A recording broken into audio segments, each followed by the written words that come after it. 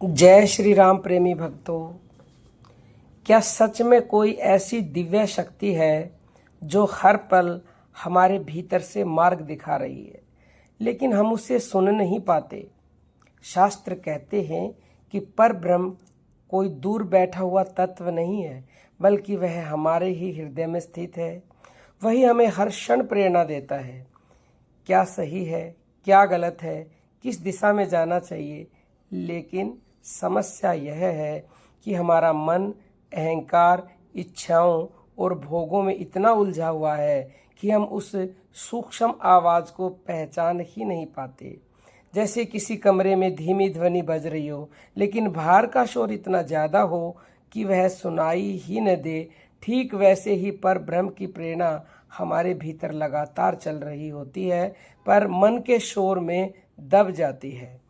जब इंसान थोड़ी देर के लिए बाहरी विषयों से ध्यान हटाता है, मोबाइल, इच्छाएं, चिंताएं और स्वयं के भीतर जाता है, तभी वह उस प्रेरणा को महसूस करना शुरू करता है। इसके लिए कोई कठिन साधना जरूरी नहीं है। आप बस शांत होकर बैठ जाइए या लेट जाएं, शरीर को ढीला छोड़ दें और कुछ समय के लिए विचारों को रोकने की कोशिश करें। खुद को केवल ग्राहक यानी रिस्पेक्टिव बना दें। कुछ करने की कोशिश नहीं, बस सुनने की स्थिति। जैसे रेडियो सही फ्रीक्वेंसी पर सेट होता है, वैसे ही आपका मन भी उस दिव्य संकेत को पकड़ने लगता है। कबीरदास जी भी यही बात कहते हैं, मोको कहाँ ढूंढे रे बंदे, मैं तो तेरे पास में, ना देवल में, ना मैं मस्जिद, ना काबा कैलाश में। अर्थ यह है कि परमात्मा बाहर नहीं, हमारे अंदर ही विराजमान है। बस हमें अपनी दृष्टि भीतर मोड़नी है। मान लीजिए एक व्यक्ति रोज भाग दौड़ में लगा रहता है, काम, पैसा, इच्छाएं, लेकिन कभी 10 मिनट भी खुद के साथ नहीं बैठता। वह बाहर सब कुछ पा लेता है, लेकिन भीतर खालीपन बना रहता है। दूसरी तरफ कोई दूसरा व्यक्ति रोज थोड़ी देर शांत बैठता है, अपने भीतर उतरता है, धीरे धीरे उसे निर्णय लेने में स्पष्टता मिलने लगती है, मन शांत होने लगता है और जीवन में एक अलग प्रकार की स्थिरता आ जाती है।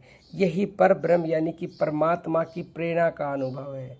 शास्त्रों में भी कहा गया है कि ईश्वर यानी कि भगवान हर प्राणी के हृदय में स्थित है और वहीं से सबको वो संचालित करते हैं।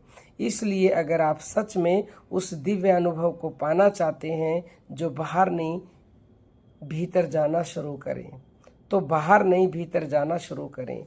रोज कुछ मिनट के लिए मौन में बैठें, विचारों को शांत करें और सिर्फ महसूस करें। कुछ ही दिनों में आप पाएंगे कि एक सूक्ष्म मार्गदर्शन, एक शांति और एक दिव्य उपस्थिति आपके भीतर प्रकट होने लगी है। यही वह अवस्था है जहां इंसान समझता है कि असली गुरु, असली मार्गदर्शन हमारे भीतर ही विराजमान है। तो भक्तों, किस बात की देरी है? अपने भीतर जाइए और उस परमात्मा के संकेत को महसूस कीजिए जो आपको हर पल संकेत दे रहा है, आपका मार्गदर्शन कर रहा है, आपको सब कुछ बता रहा है। और भीतर उतरने का सबसे सरल तरीका एकमात्र आपकी श्वास है, क्योंकि ये श्वास ही भीतर जाती है और सभी जितनी भी हमारी इंद्रियां हैं सबके मुख बाहर की तरफ हैं। श्वास बाहर तो जाती है लेकिन वो अंदर भी जाती है। तो अंदर जब जाएं, श्वास अंदर जा रही है, उससे जुड़िए और जब उससे जुड़ेंगे तो आप पाएंगे कि धीरे धीरे आप अंदर जा रहे हैं। जैसे पानी जमीन से निकालना होता है तो एक बोकी होती है जिसको जमीन में मारते हैं फिर बाहर निकालते हैं, फिर जमीन में मारते हैं फिर बाहर निकालते हैं। ऐसे अंदर बाहर करते करते जमीन से पानी निकल आता है। ऐसे ही हमारी श्वासों को अंदर बाहर करते करते यदि हम उनका ध्यान करेंगे तभी वो गिनती में होंगी, तो वो परमात्मा प्रकट हो जाते हैं और उसके संकेत हमें साफ नजर आने लगते हैं। कोई भी आपका क्वेश्चन हो यूट्यूब पर पूछ सकते हैं या फिर 9958515054 पर व्हाट्सएप मैसेज करके पूछ सकते हैं। ऑनलाइन दीक्षा लेने के लिए 9958515054 पर व्हाट्सएप मैसेज कीजिए।